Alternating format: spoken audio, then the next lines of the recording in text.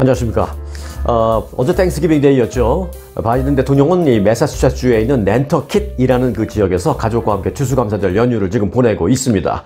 그런데 바이든 대통령은 어제 이 백악관 기자단이 그 가자지구 인질 상황에 대해서 뭐 좀 새롭게 알려줄 내용이 있습니까? 라는 그런 질문을 받자 석방이 끝날 때까지 업데이트할 계획이 없다. 그러니까 석방이 끝날 때까지는 그냥 지켜보겠다. 섣부른 얘기를 하지 않겠다. 뭐 그런 식으로 답변을 했습니다. 그리고 이제 1차로 풀려나는 인질에 그 미국인 3살짜리 여자아이가 이제 포함되느냐라는 기자들의 질문이 가장 많이 나왔는데요. 그 질문이 나오자 바이든 대통령은 손에 그 중지와 검지, 2번, 3번 손가락, 이걸 이제 교차하면서 잘 되기를 바란다라고 말했습니다. 정확히 전해드린다면 바이든 대통령은 이렇게 말했습니다. I'm keeping my fingers crossed. I'm keeping my fingers crossed라고 말했습니다. 이 손가락 두 개를 겹친다라는 말이죠. 이는 그 말 그대로 손가락 두 번째, 세 번째 손가락을 교체한다라는 그런 표현인데, 이 표현은 미국에서 이제 행운을 빌거나 일이 잘 풀리기를 바란다라는 그런 의미로 사용되고 있습니다. 바이든 대통령 이 손가락 사인으로 어제 기자들의 질문에 답변을 대신했습니다. 어제 바이든 대통령은 그 추수감사절을 맞아서 세계 각지에서 근무하는 장병들에게 전화하고 또 인근 소방서를 찾아서 소방관들을 격려하고 하는 일정으로 하루를 보냈습니다. 자, 미국의 추수감사절은요, 매년 11월 넷째 주 목요일이다 라는 말씀 어제 영상에서 전해드렸죠. 그래서 이제 올해는 11월 23일 어제였고요. 어제부터 미국은 이제 연휴에 들어가 있습니다. 그리고 이제 오늘은 쇼핑 시즌이 시작되는 이른바 블랙 프라이데이입니다. 미국의 증시는 추수감사절이었던 어제는 휴장을 했고, 블랙 프라이데이인 오늘은 절반 시간만 오픈을 합니다. 즉 동부 시간으로 오후 1시에 문을 닫습니다. 서부 시간으로 본다면 오전 10시에 폐장을 하는 셈이죠. 자, 아무튼 이 어제 땡스기빙 데이 잘 보내셨겠죠, 여러분들?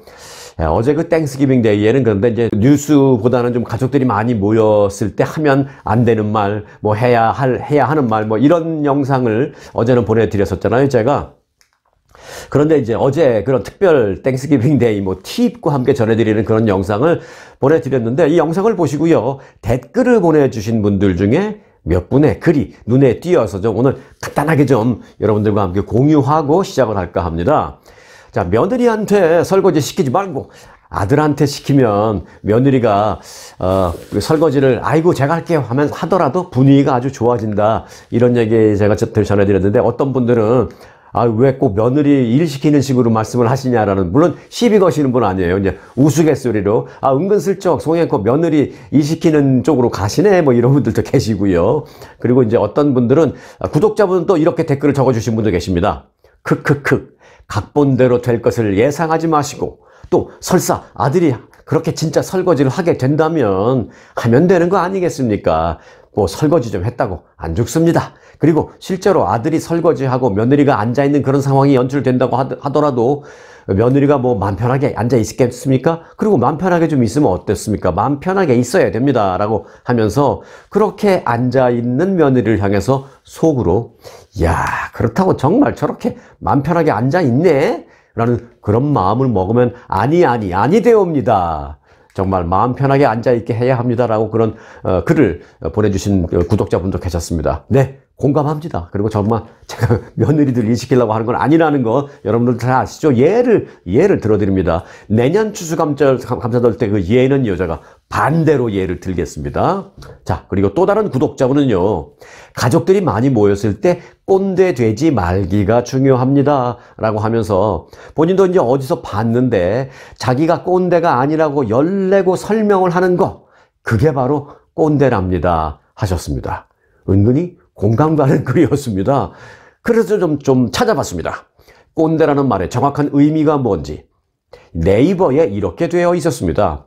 어떤 사람이 자신의 경험만을 강조하면서 젊은 세대의 생각이나 의견을 가볍게 취급하거나 무시할 때 그런 사람을 꼰대라고 부른다 라고 되어 있었습니다.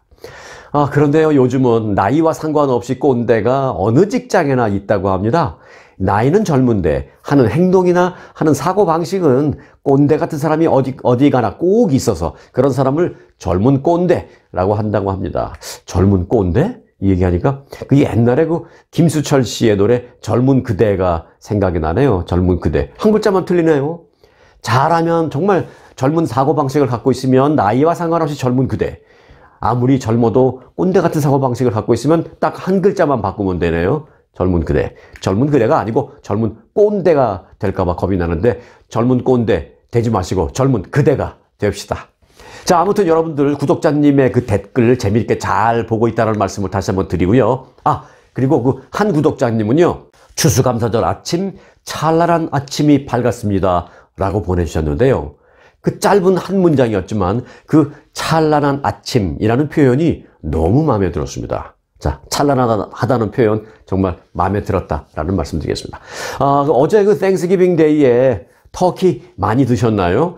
일각에서는 땡스기빙 데이 연휴가 끝나고 나면 미국인들의 평균 체중이 몇 파운드 정도 늘어난다고 하는 그런 말도 있는데요. 그만큼 연휴 동안에 터키도 많이 먹고 이것저것 가족들과 맛있는 음식 많이 먹다 보니까 그렇게 되기는 합니다. 그래서 이제 땡스기빙 데이 연휴 끝나고 나면 각 그 피트니스 클럽이 대대적인 특별 프로모션을 진행하기도 합니다. 연휴 동안 너무 많이 먹어서 살이 쪘다라는 걸 아는 순간 이제 운동해야 되겠네. 배 만지면서 그런 생각들을 하다 보니까 피트니스 센터가 그런 심리를 노리고 프로모션을 하는 거죠. 저도 이제 그동안 다니던 피트니스 클럽을 요번 주 지나고 나서 특별 프로모션이 있는 곳이 좀 있고 그래서 바꾸려고 해요. 조금 더 여러 가지 그 조건이 좀 훨씬 나은 것 같더라고요. 그래서 바꿀 생각을 하고 있습니다. 자, 여러분들도 터키 너무 많이 드신 거 아니신지 생각을 해보시고 만약 그렇다면 운동 한번 계획을 세워보시기 바라겠습니다. 그런데요, 터키 대신에 혹시 치킨 드신 분 안 계신가요? 한인들은 이 추수감사절에 터키 대신 치킨을 잡수신다는 분들도 많죠. 터키는 좀 퍽퍽하기도 하고 또 이제 맛이라는 게 사실은 우리가 아주 어렸을 때부터 익숙해져 온 그런 예를 들면 추억이 깃든 그런 맛이라는 게 상당히 정말 각별한 그런 맛이잖아요. 근데 터키라는 게 우리가 미국에서 태어났으면 모를까? 그렇지 않다라면 사실 터키와 관련해서는 어떤 어렸을 때부터 각별한 추억이 깃든 그런 맛은 아니고 해서 터키 대신에 이제 치킨을 드신다는 분, 한인분들 가운데는 많이 있습니다. 그런데 치킨 하면 떠오르는 대표적인 지역이 어디입니까? 켄터키 아니겠습니까? 켄터키 치킨. 네. 그런데 그 켄터키 주에서는요, 유독 물질을 실은 열차가 탈선하는 그런 사고가 발생했습니다. 이 땡스기빙 데이를 맞아서. 켄터키 주 리빙스턴 인근에서는 이 화물 열차가 탈선해서 열차에 실린 액체 유황에 불이 붙으면서 인근 주민들이 대거 대피하는 일까지 발생했습니다.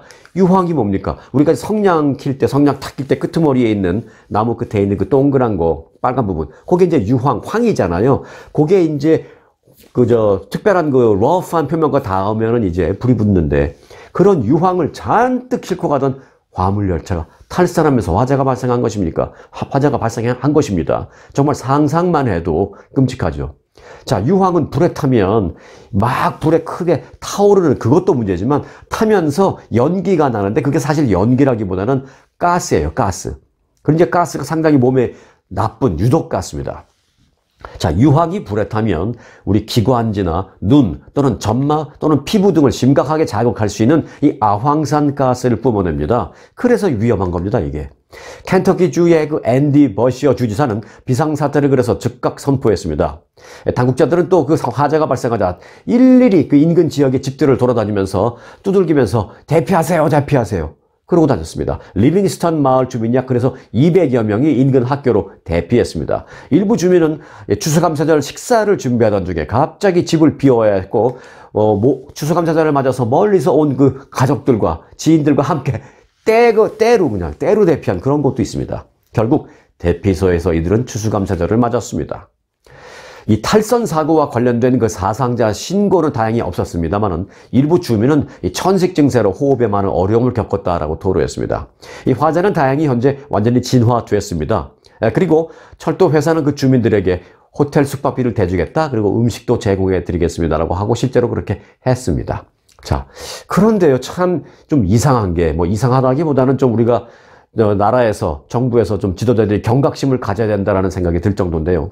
미국에서는요, 지난 2월에 오하이오주에서 비슷한 철도 사고가 발생해서 주민이 대피를 하는 그런 일이 있었고요. 그러자 이 바이든 행정부는 철도 안전을 강화하겠습니다 라고 철저한 그 대책을 약속했습니다. 그러나 이런 약속도 무색하게 그로부터 한 달이 지난 3월 달에 노스다코타주와 미네소타주에서 철도 사고가 있었고요. 그리고 그로부터 또 한 달이 지난 4월 달에는 메인주와 위스콘신주 등에서 이 화물열차가 탈선하는 그런 사고가 잇따라 발생한 바 있습니다. 올 들어 미국에서는 이처럼 이 화물열차의 탈선 사고가 잇따라 발생하고 있습니다. 원인이 뭔지 정부에서는 철저하게 원인을 규명해서 좀 대책을 세워야 되겠다라는 생각을 강하게 하게 만듭니다.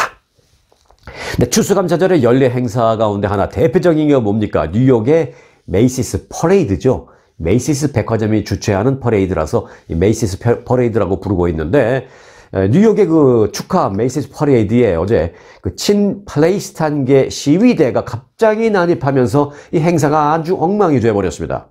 어제 오전 뉴욕 맨하탄 대로를 약 3마일가량 행진하는 이 추수감사절 이 메이시스 퍼레이드의 길목에 20명 안팎이 되는 그 시위대가 경찰의 바리케이트를 뚫고 진입했습니다. 시위대는 자기 손바닥에 그 접착제를 바른 뒤에 도로 위에 엎드려 들어 누운 채 식민주의 타도, 또 인종청소 탄압도 등등등 소위 이스라엘을 비판하는 구호를 외치면서 시위를 벌였습니다. 일부 시위 참가자들은 가짜 피를 뒤집어 쓰기도 했습니다. 시뻘겋게 그렇게 뒤집어 썼습니다. 뭐 물감이죠, 물감. 그러나 얼마나 끔찍해요. 아무리 물감이어도 시뻘겋게 온몸을 뒤집어 썼으니 얼마나 끔찍해요. 이 대형 풍선과 마칭 밴드 등등으로 구성되어 있는 그런 축제 행렬은요, 뉴욕 경찰이 시위대를 현장에서 완전히 다 연행해 갈 때까지 잠시 지체되는 그런 엉망진창인 모습을 보였습니다. 대부분 가족 단위였던 그 관람객들 가운데 일부는 퍼레이드를 방해한 시위대를 향해서 야유를 보내면서 강하게 항의하기도 했고요. 일부 어린아이들은 막 놀라는 모습도 보였습니다. 이 어제 있었던 퍼레이드 행사를 잠깐만 좀 부연 설명을 해드리자면 이렇습니다. 뉴욕의 그 메이시스 백화점이 주최하는 땡스기빙 데이 퍼레이드, 이거는요 1924년에 처음 시작됐습니다. 그때부터 이어져 내려오는 뉴욕의 대대적인 행사입니다. 최대의 추수감사절 행사입니다. 1924년부터 시작이 됐으니까 이제 내년이면 100주년을 맞게 되는 셈입니다.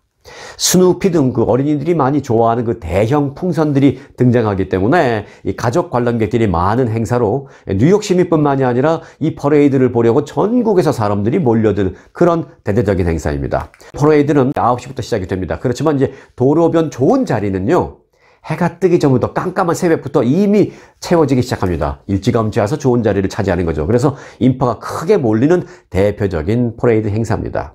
이런 행사에 어제 갑자기 이 시뻘건 물감을 뒤집어 쓰고 팔레스타인 지지를 외치면서 시위를 벌이는 그런 사태가 발생했으니 가까운 곳에서 이 시위를 보고 있던 어린아이들이 얼마나 놀랐겠어요.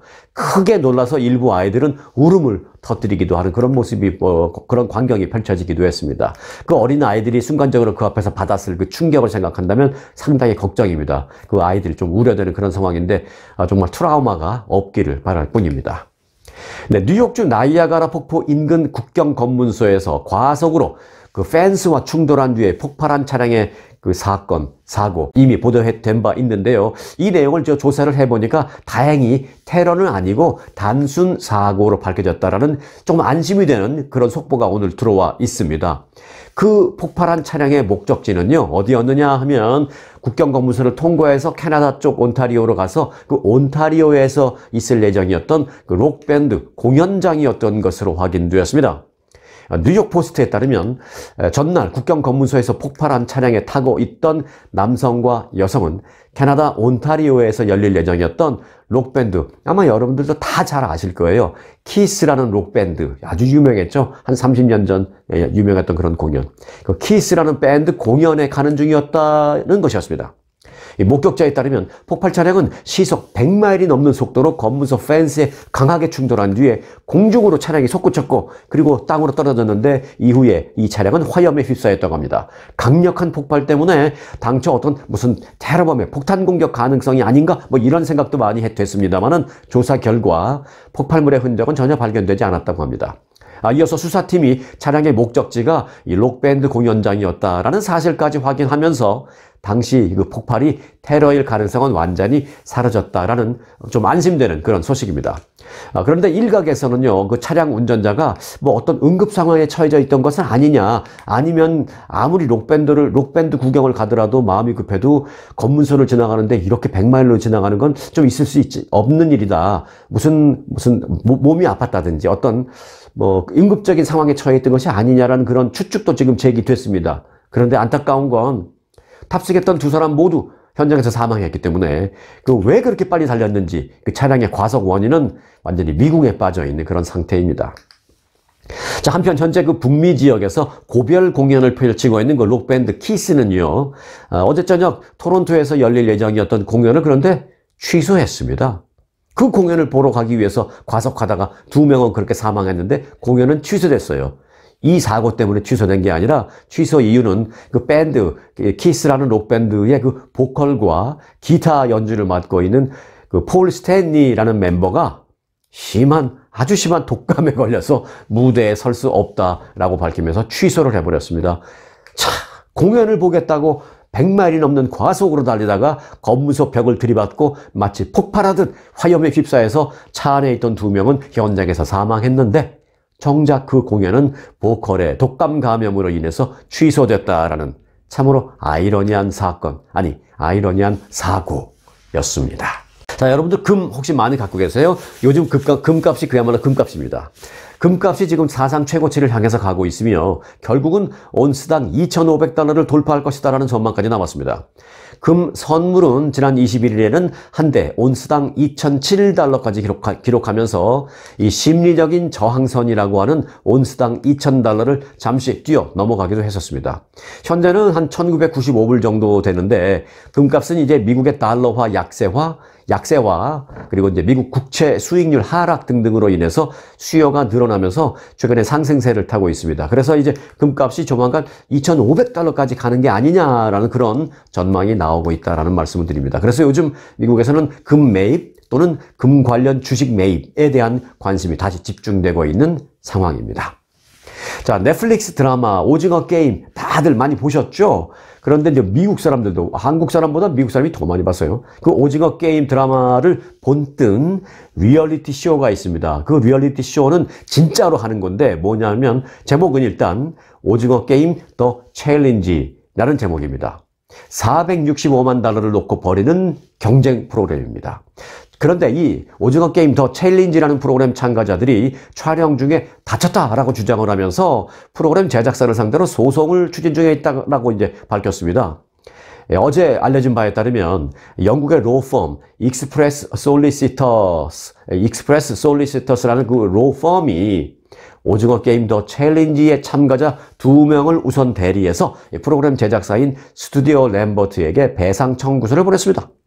이 로펌의 데니얼 슬레이드 CEO는 촬영장의 열악한 보건 및 열악한 안전 기준으로 인해서 참가자들이 저체온증과 신경 손상 같은 부상으로 고통을 받았다. 그리고 실제로 부상을 당했다라면서 그들은 엔터테인먼트라는 명목으로 해서 안전의 범위를 넘어섰다라고 주장했습니다. 이 로펌은 이번 청구서의 그 청구서 발송이 첫 번째 단계이며 추가 증거를 수집한 뒤에 두 번째 단계, 즉 직접 소송에 들어가겠다라고 밝혔습니다. 또 피해를 본 다른 피해자들이 있는지 잠재적인 청구인들과도 연락을 기다린다라고 말했습니다. 다시 말해서 피해를 본 사람이 있으면 연락 주세요라는 그런 거죠. 그렇게 이제 추가 피해자를 모으고 있다라고 밝혔습니다. 슬레이드 CEO는 영국 언론과의 인터뷰에서 이렇게 말했습니다. 참가자들은 재미있는 일에 참여하고 있다라고 생각을 했고 그래서 이런 고통을 겪을 것이라고는 예상하지 못했다라면서 하지만 우리의 한 의뢰인은 누군가가 프로그램 촬영 중에 기절하는 사람을 봤고 또 의료진을 부르는 모습도 봤다라고 설명을 했습니다. 또 다른 한 명은 추운 날씨에도 몸에 맞지 않는 옷을 받았다라고 말했습니다. 총괄 프로듀서, 이 프로그램 제작사의 총괄 프로듀서인 스티븐 램버트는 최근 그 할리우드 리포트와의 인터뷰에서 촬영 도중 부상이 있었다라는 주장은 우리가 알지 못한다라면서 우리는 텔레비전 대회 역사상 가장 큰 상금인 456만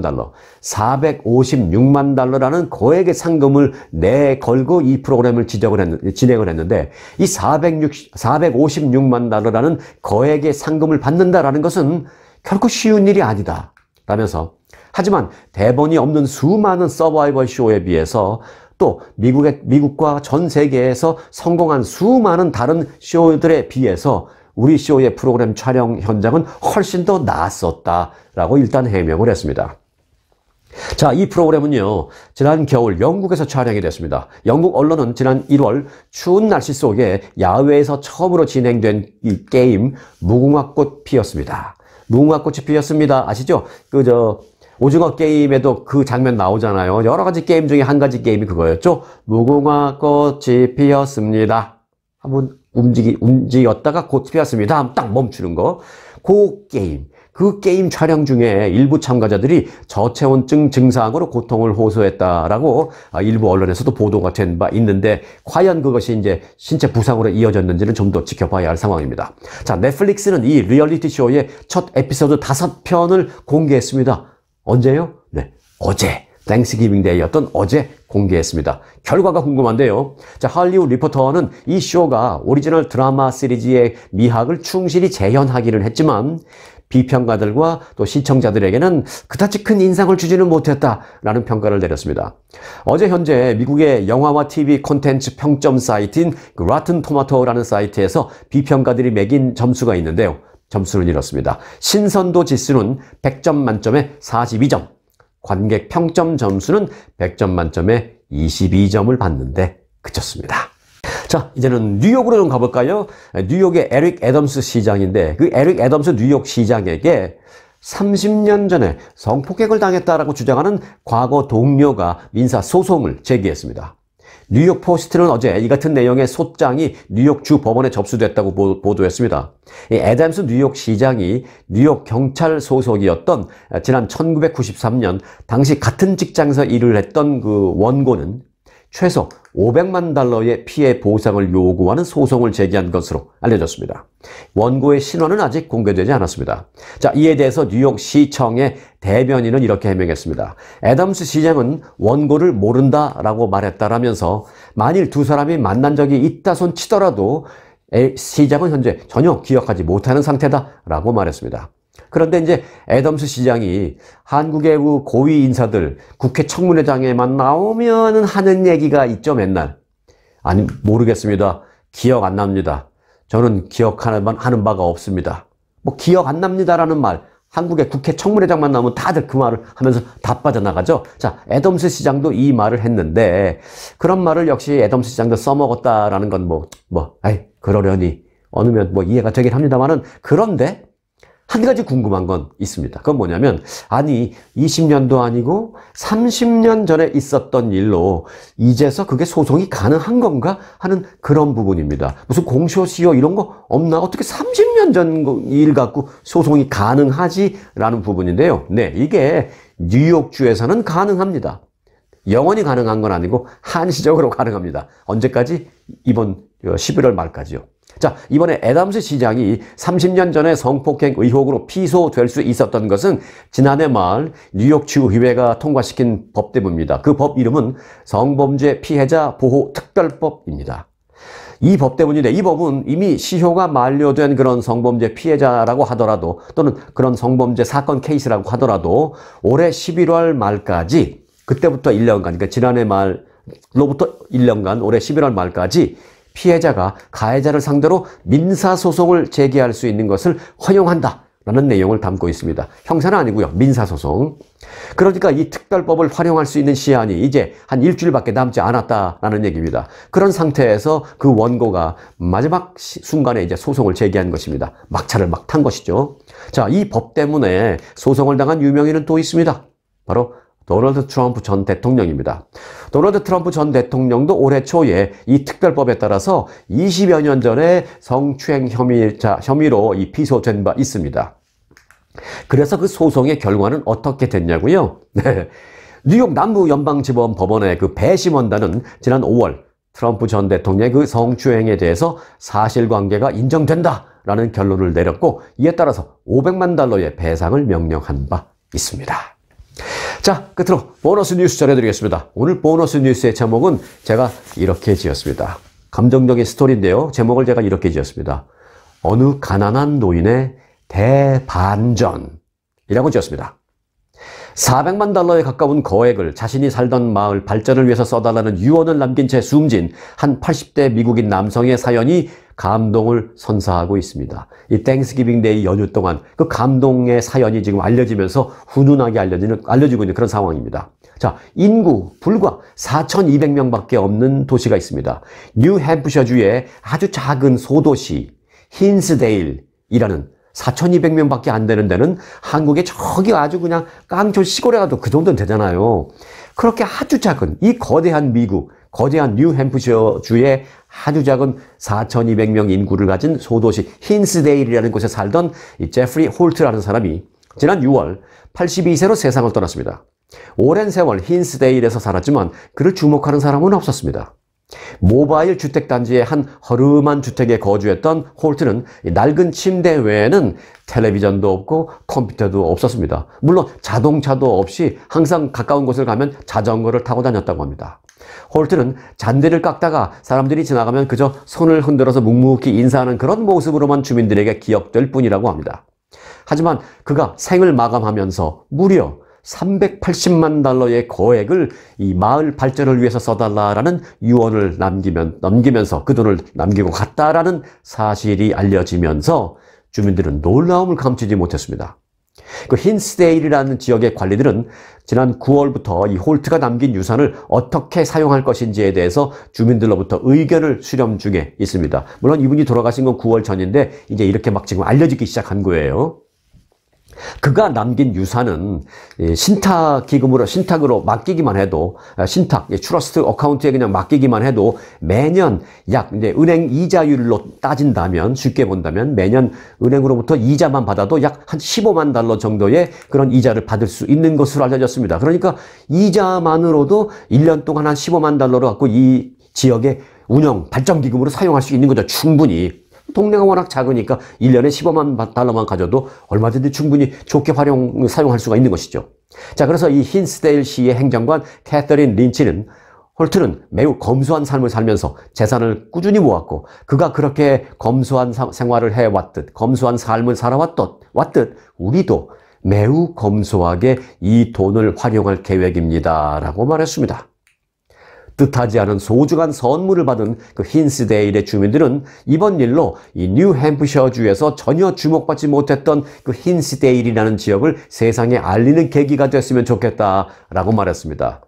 그런데요, 그 부분은 이미 이루어진 것 같습니다. 이 소식이 알려지자 미 전국에서 이 뉴햄프셔주의 그 힌스데일이라는 데가 어디야? 하면서 뭐 막 지도로 찾아보기도 하는 그런 사람들이 많이 늘어나는 등 힌스데일은 이미 유명지가 돼버렸습니다. 그런데 저는 이 생각도 했습니다. 이 소식으로 인해서 그 힌스데일이라는 지역은 유명해졌는데 그럼 그 380만 달러를 기부하고 돌아가신 그분의 이름은 이라는 생각이 들었습니다. 여러분 혹시 앞서 제가 몇 차례 말씀드렸던 그분의 성함 기억하시나요? 그냥 휙 지나가서 이름이 잘 기억 안 나시나요?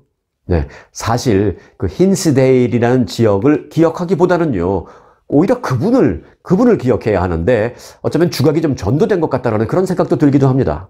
그분의 성함은 앞서 말씀드렸지만 제프리 홀트라는 분입니다. 네, 미약하지만 우리 스토리뉴스 시청자님들만이라도 이 힌스데일이라는 지역 이름보다는 제프리 홀트라는 그분을 기억해 주시길 바라겠습니다. 제프리 홀트였습니다. 네, 오늘 영상은 여기까지입니다. 스토리가 있는 뉴스, 송앵커의 스토리 뉴스 마칩니다.